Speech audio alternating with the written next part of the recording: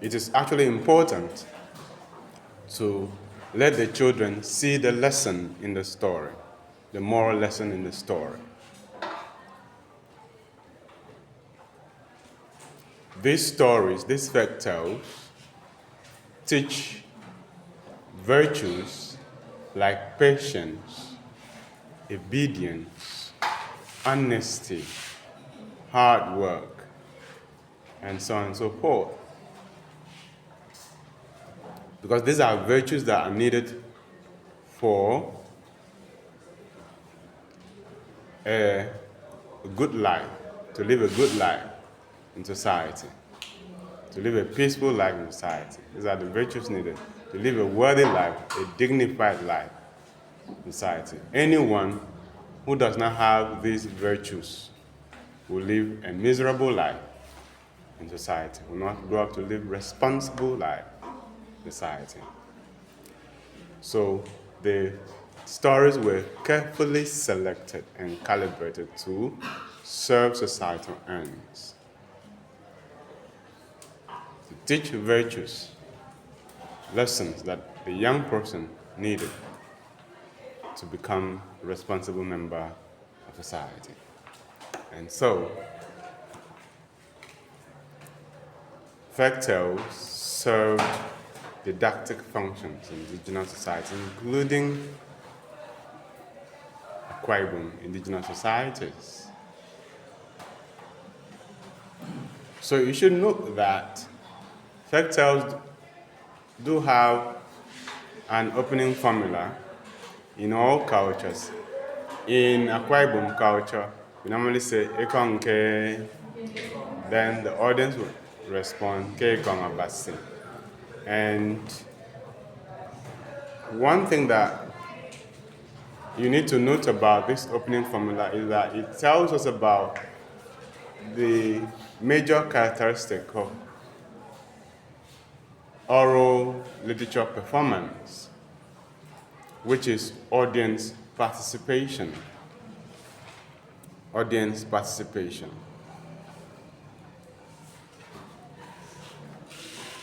And this audience participation is not only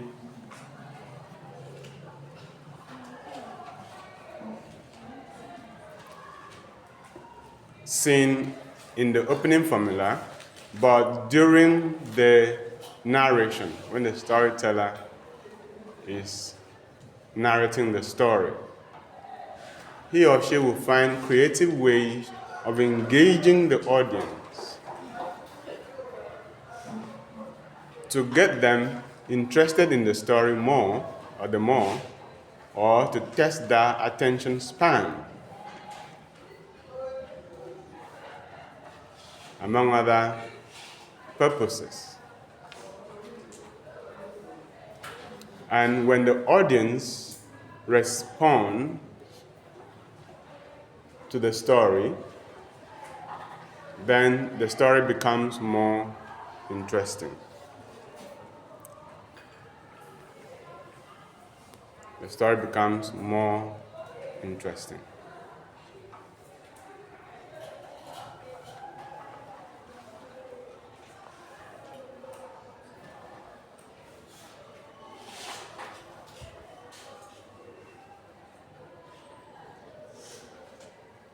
And when we get to the end of the story, the storyteller will say, what does this story teach us? And then the children themselves will enumerate the lessons that they have learned in the story. So when you look at the way we conceive of modern literature, by modern literature we mean literature that's written down, you see that both the oral literature and modern literature serve the same function. The primary function of literature is to entertain. But literature must go beyond entertainment. The primary function is to entertain, but literature has to go beyond entertainment to serving other important purposes. So even when you want to write literature, make sure that first of all, you entertain your audience. Very important. But beyond that entertainment, people should take away things. It should be something they learn that they never knew before. They should learn a new word. They should learn something about cultures that they never knew before. People should come away from your story learning lessons that will serve them for life. And that is what we find in oral literature as well. And folktales are ubiquitous. Folktales are ubiquitous. Ubiquitousness speaks to the quality of oral literature to be everywhere. That is seeming to be everywhere. Seeming to be everywhere.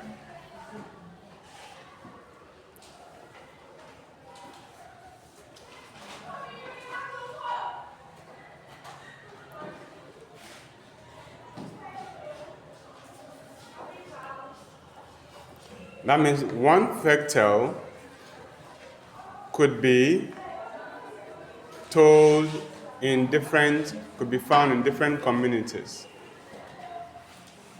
with slight variation, with some slight variation. That's the ubiquitousness of oral literature. And the quality of being ubiquitous, or the quality of a folktale being ubiquitous, is seen in the tortoise motif in African or Nigerian folktales, of which Akwa Ibom folktale is a part.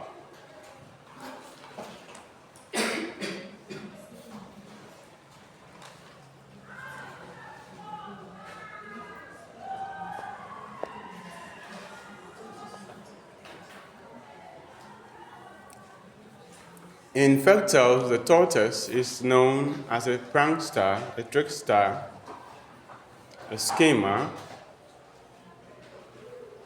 For instance, in the story that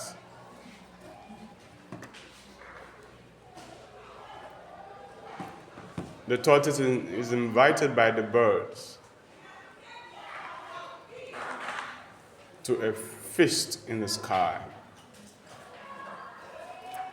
The story where the tortoise is invited to a party in the sky. Where's a party in the skies? Party in the sky.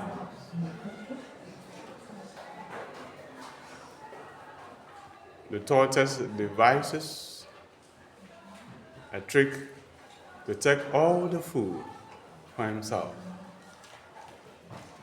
Even when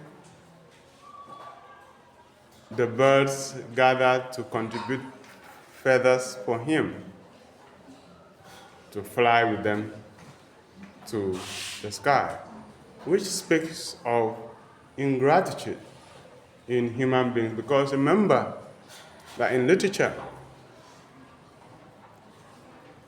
we might use animal characters as we like, but they always point back to human beings and human society. They always point back to human beings, human nature, and human society. So people gathered, contributed wings for you, because ordinarily you have no place going to the sky by your very nature to enjoy the party in the skies.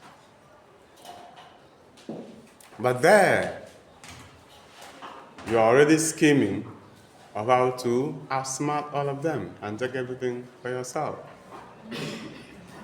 So that speaks of the ingratitude often noticed in some Homo sapiens.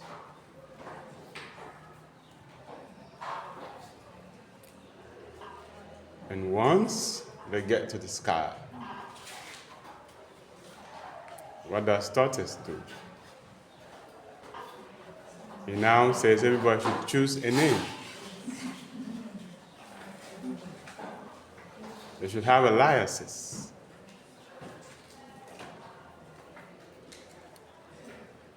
And all the birds choose their names, new names. Okay?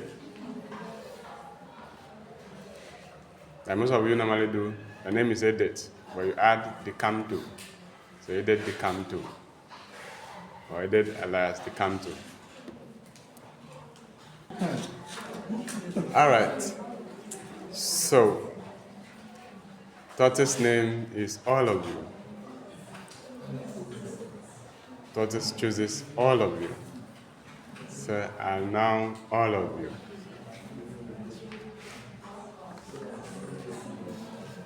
So, whenever food is brought and said, this food is for all of you, Tortoise will collect. Say, see, these people like me so much. Wait, they'll bring your own food. This is my food. Okay? Remember, I am all of you. Okay? And all the other birds waited in vain for their food. Tortoise collected everything and ate to his satisfaction.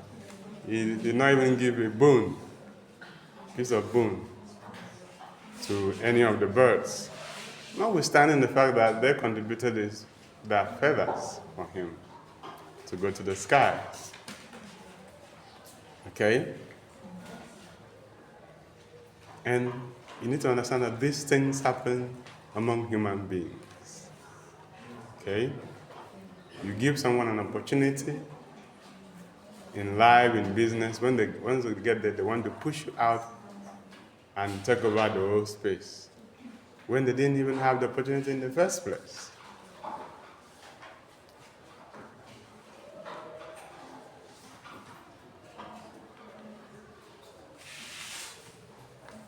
So the story is entertaining, but we also are mindful of the lessons that the story teaches us. The story might be about tortoise, but tortoise stands for human being, or human beings. That's how beautiful our literature is.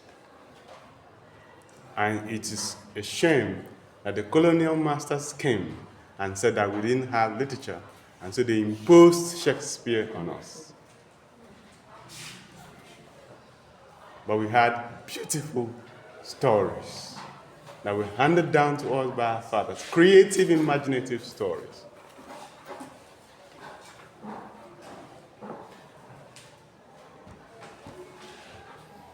So the bird said, okay, you have estimated us here, but we also have our own leverage. So they decided to collect their feathers one by one from tortoise. Tortoise is stripped of all the borrowed feathers.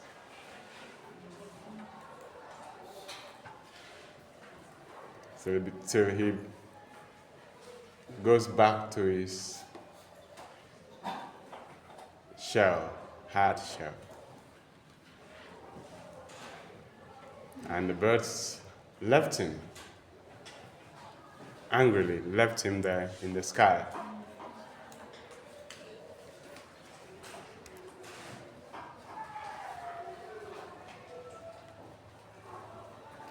He wants one of them to at least take a message to his wife on how to help him get back to the land safely.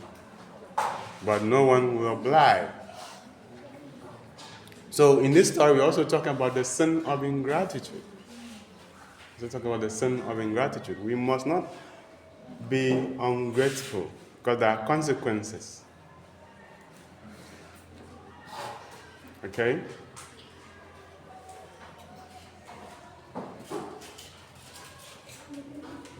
Of being ungrateful, or biting the finger. Faith.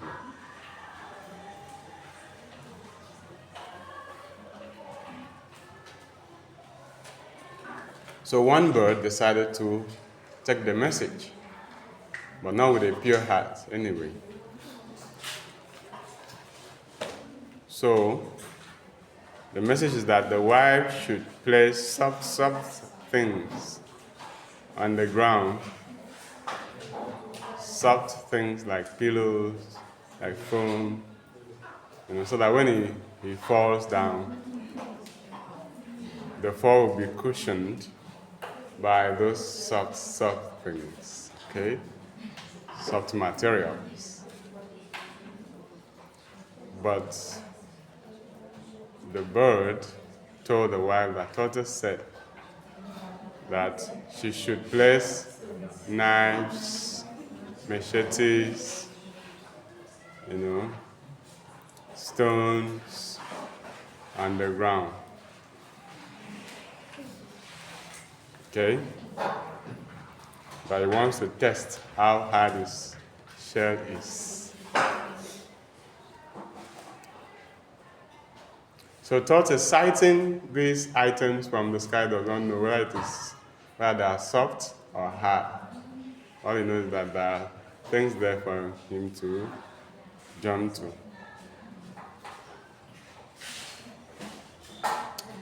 So you could see that, we have beautiful stories that we can tell the world against what the Europeans wanted us to believe. We should go back and investigate our stories and document these stories for future generations, because some of them still remain undocumented, uncollected. Okay? All right. So tortoise falls from the sky and shatters his shell into bits and pieces.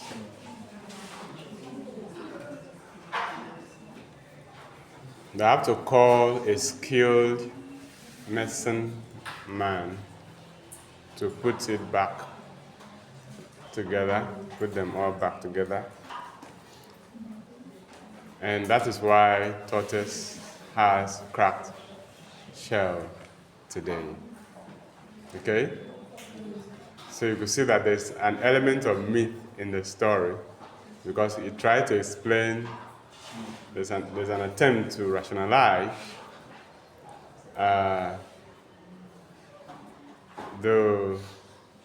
or explain away the way tortoise shell appears now. Why does it look cracked? Somebody now came up with the story, so there's an element of myth there to explain why tortoise has cracked. So, what does this story teach us? What does this story teach us?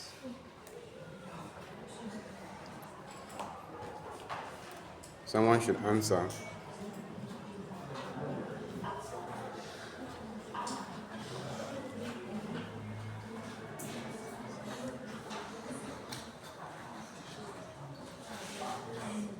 What does the story teach us?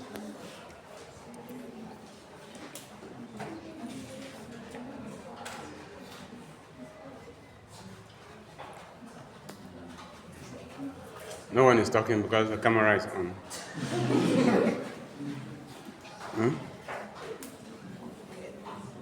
And all of you are well behaved today. So I should always bring camera to class, so that you behave well. Everybody sitting down quietly, nobody making noise.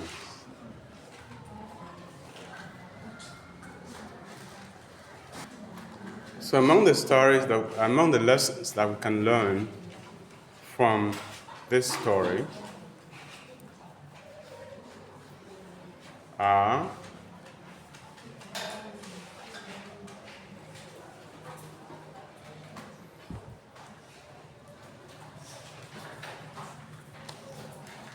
gratitude.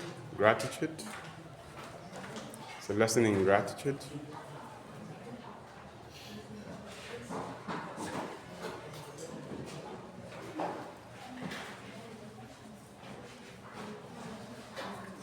It's a lesson in greed.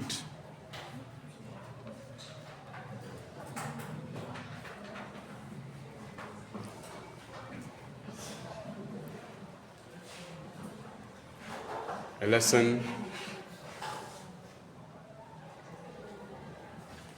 in selflessness.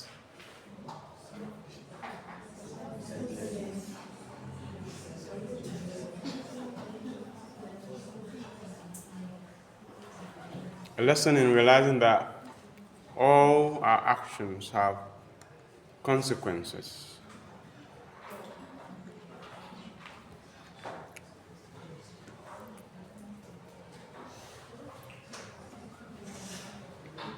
In this story, tortoise is depicted as a greedy animal. Tortoise is depicted as a greedy animal. And we can use tortoise to represent the average Nigerian politician today. The Commonwealth that's supposed to be shared among everyone, one person takes it for himself. But it was the people that sent him collectively there. Most of them, someone bought form for them. People rallied around them. People campaigned for them. The same people that voted for them. When they get into public offices, they now become Mr. All of You. You now tell the people, I'm representing you. So whatever is coming, whatever you should have, I will take it as your representative. Okay? So he now becomes Mr. All of You. Taking all that belongs to the people for himself. It's the exact action that the tortoise took. Okay? And so when it is time for second term, the people will tell him, okay, we also have a strategy. Because one good turn deserves another, as well as one bad turn.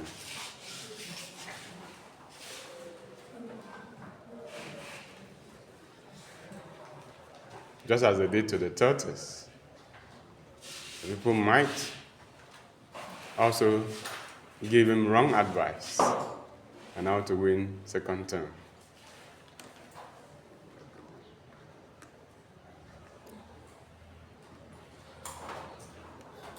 Although most of them have become smarter, they don't even need the people again. They'll find their way to go back to the sky.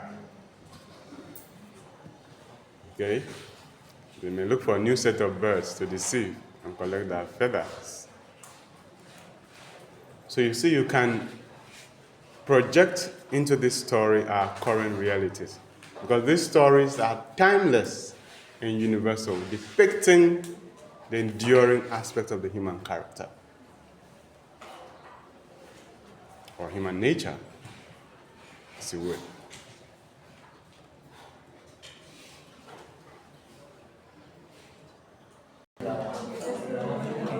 Okay, let's just take one more. Let us take one more and then we move on to Proverbs.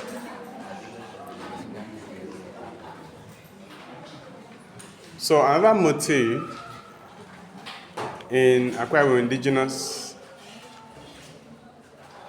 literature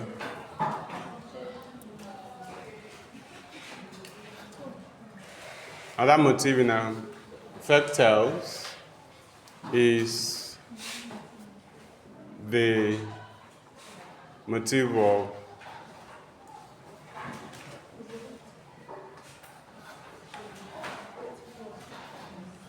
of enfant terrible.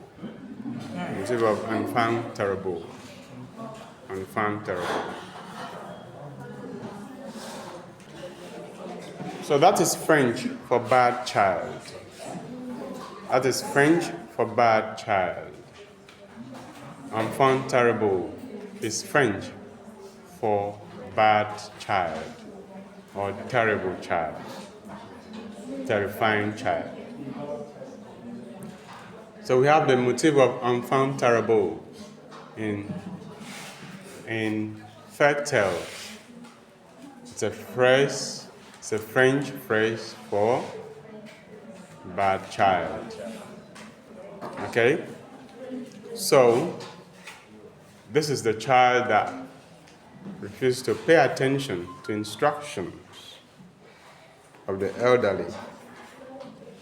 And we normally see the consequences in the stories. A good example of such a story is one where the mother tells the child to stay indoors while she goes to the market on a unique day where spirits usually walk the earth. Monsters usually walk the earth. And these monsters are terrible to children. These monsters harvest children, kidnap children, who wander about the community. And so as the mother is going to a long-distance market to make sales, and to buy and sell, she tells the child, "My child, please don't go out of the house. Stay indoors so that you can be safe. That when I come back, I will see you. And my joy will be full."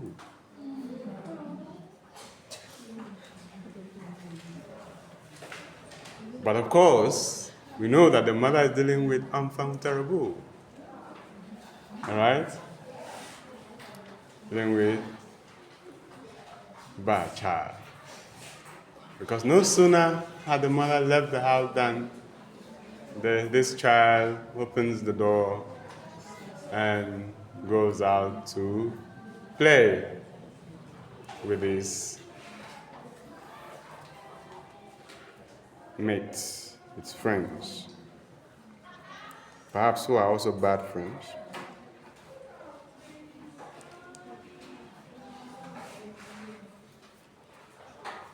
And while they are playing, the monster suddenly appears from nowhere and kidnaps the child.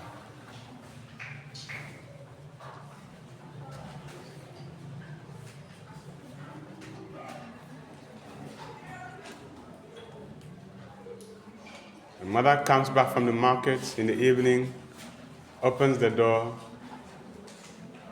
but the child is nowhere to be found.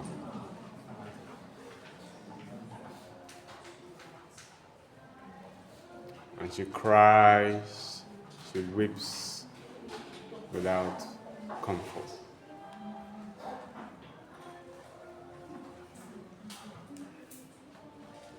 It would take a great search, sacrifices, expenditures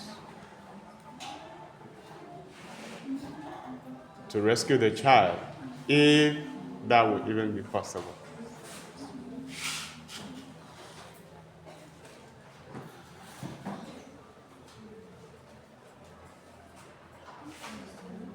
And so this story also teaches us, it's entertaining in the suspense that we find in it, the awe that it brings to those who listen to this story, but also at the end of the day we learn that we must listen, we must obey the instructions of the elderly, because we know why they give those instructions. Those instructions are for good.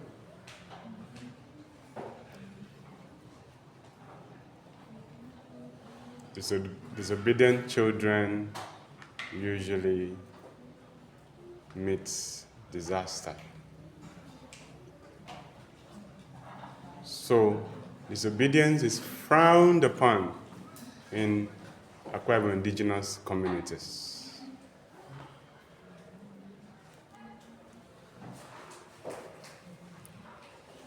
So they will say, you know, you miss a couple.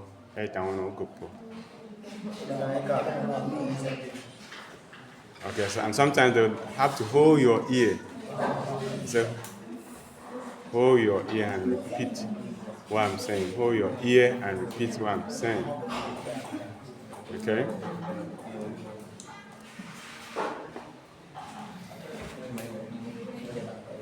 The next motif I want to talk about in Akwa Ibom Folktale is the motif of the selective bride. The motif of the selective bride. Proud bride. What's a proud bride? Okay? Proud bride. The bride that no man is good enough for her. No man is good enough for her. Because she's not looking for a man, she's looking for an angel. She's looking for those angels that walk the earth. Okay?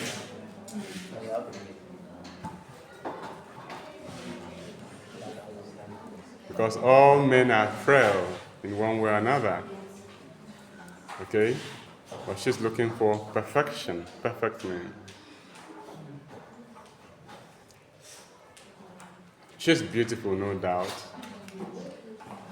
But she allows her beauty to get into her head. And she wants a man that's as beautiful as her. Okay? That's why she finds fault with every man that comes along. Okay? One is too short, one is too tall, one has tiny legs.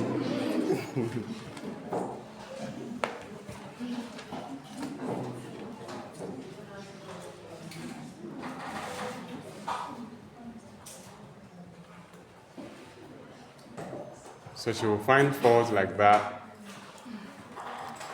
One, the skin is too dark.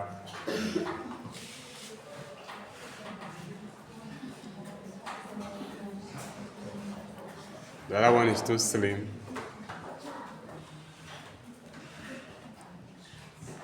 The other one does not know how to smile well.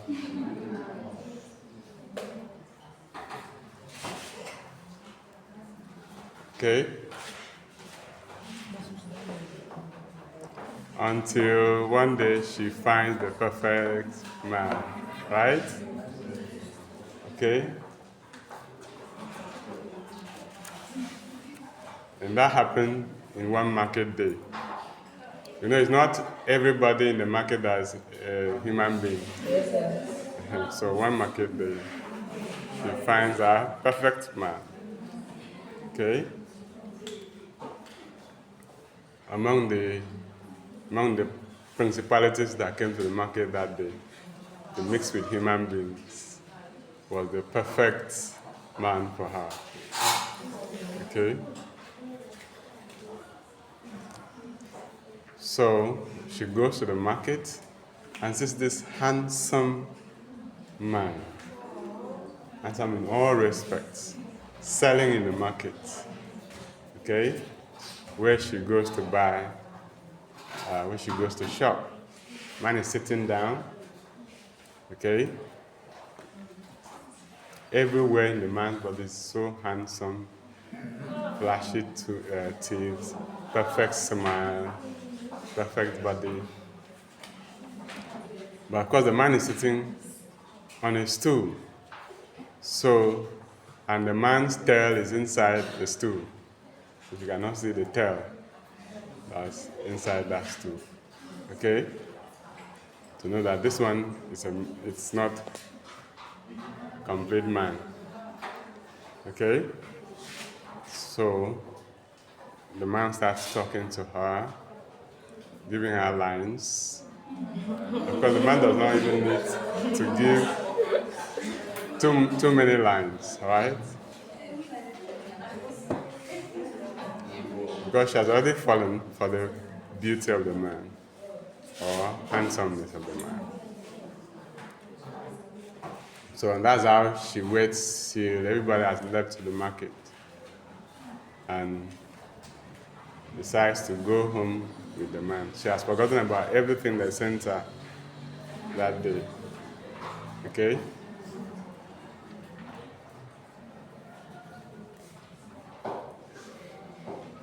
So when the man stands up, that she notices the tail, but it's too late. She cannot shout. Nobody will rescue her. So they now starts going on the journey back to the man's house. But the journey is long, and as the man goes, people will come out to collect the body part they donated to the perfect man, because the man will go to someone with the best hand and borrow the hand. Okay? Of course, the man is not the man, it's just one score like that. Okay? So, but he had to borrow the best body parts to become the perfect man. That's what I'm saying. So they will come out, you touch the hand and give. You touch the leg and give. Because all were borrowed. Borrowed legs, borrowed hands, borrowed eyes. Okay? So when the man has given back all the body parts, only the skull remains. Okay?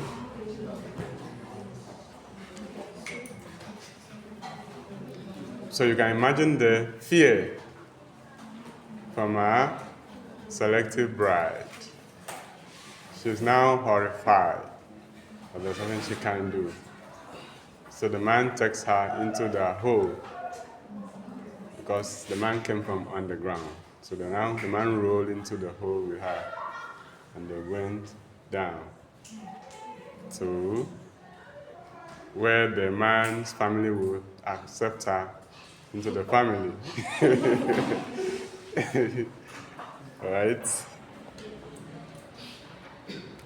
So it would take a lot of effort, expenditures, resources for the family to get the girl back so that she can learn a lesson. And I think that when she comes back, the first man that comes out, even if the man has one eye, she will marry. But at least that one is a human being. So, from the lesson, from this factor, we learn that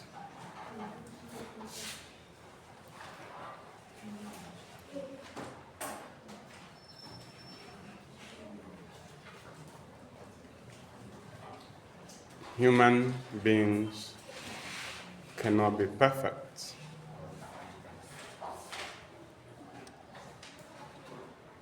And so we should place some limitations on our expectations in the choices that we want to make in life. There are no perfect moments, there are no perfect situations, but you have to manage the best that you have, or make the best out of what you have. It doesn't necessarily apply to choosing a bride, but in other situations. It teaches contentment. The story teaches contentment.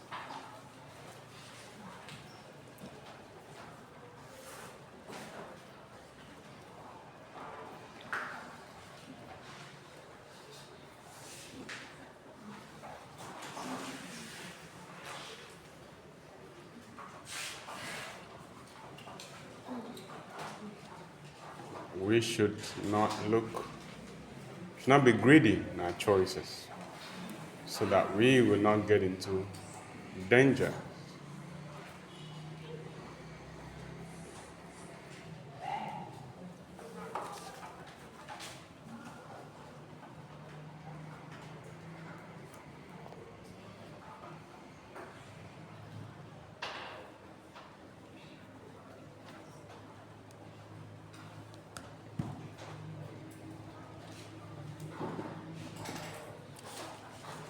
Okay, so let us look at some proverbs.